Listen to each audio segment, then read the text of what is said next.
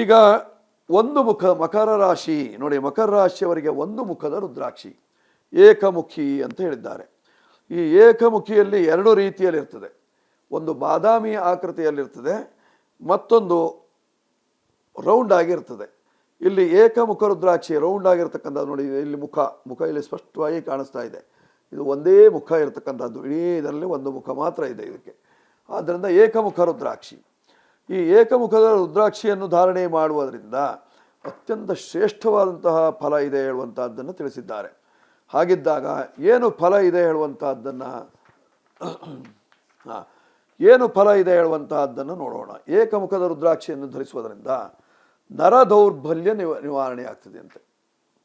ಮನುಷ್ಯನಿಗೆ ನರ ದುರ್ಬಲತೆ, ಕೈಕಾಲುಗಳು ಉಳುಕಿ ಹೋಗೋದು, ಕತ್ತು ಉಳುಕಿ ಹೋಗೋದು ಅಥವಾ ಸೊಂಟ ಉಳುಕಿ ಹೋಗೋದು, ನೀವು ಮುಂದೆ ಬಗ್ಗಿದ್ದೀರಿ ಮತ್ತೆ ಎದ್ದು ನಿಲ್ಲಿಕ್ಕಾಗೋದಿಲ್ಲ ಅಥವಾ ಆಚೆ ಈಚೆ ತಿರುಗಲಿಕ್ಕಾಗೋದಿಲ್ಲ, ನರಗಳೆಲ್ಲ ಹಿಡ್ಕೊಂಡಾಗೋದು, ಅದನ್ನು ಪರಿಹಾರ ಮಾಡುವಂತಹ ಶಕ್ತಿ ಇದೆ ಏಕಮುಖ ರುದ್ರಾಕ್ಷಿಯಿಂದ. ಜೊತೆಯಲ್ಲಿ ಹೃದಯ ಸಂಬಂಧವಾದಂತಹ ಕಾಯಿಲೆಯನ್ನು ದೂರ ಮಾಡುವಂತಹ ಶಕ್ತಿ ಇರತಕ್ಕಂಥದ್ದು ಏಕಮುಖದ ರುದ್ರಾಕ್ಷಿಯಲ್ಲಿ.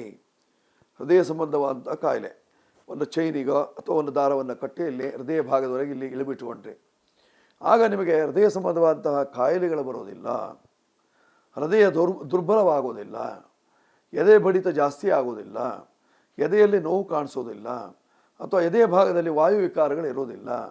ಒಟ್ಟಾರೆ ಹೃದಯವನ್ನು ಸೌಶೀಲ್ಯವಾಗಿ ಇಟ್ಟುಕೊಳ್ಳುವುದಕ್ಕೆ ಏಕಮುಖ ರುದ್ರಾಕ್ಷಿ ಅತ್ಯಂತ ಶ್ರೇಷ್ಠವಾಗಿರ್ತಕ್ಕಂಥದ್ದು. ಇದನ್ನು ಧರಿಸ್ಕೊಳ್ಳಿ, ಅನುಕೂಲವಾಗುತ್ತೆ ಮಕರ ರಾಶಿಯವರು.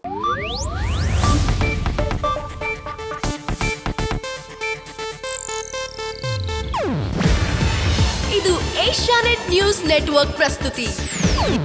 ನೀವು ನೋಡ್ತಿದ್ದೀರಾ ಏಷ್ಯಾನೆಟ್ ಸುವರ್ಣ ನ್ಯೂಸ್.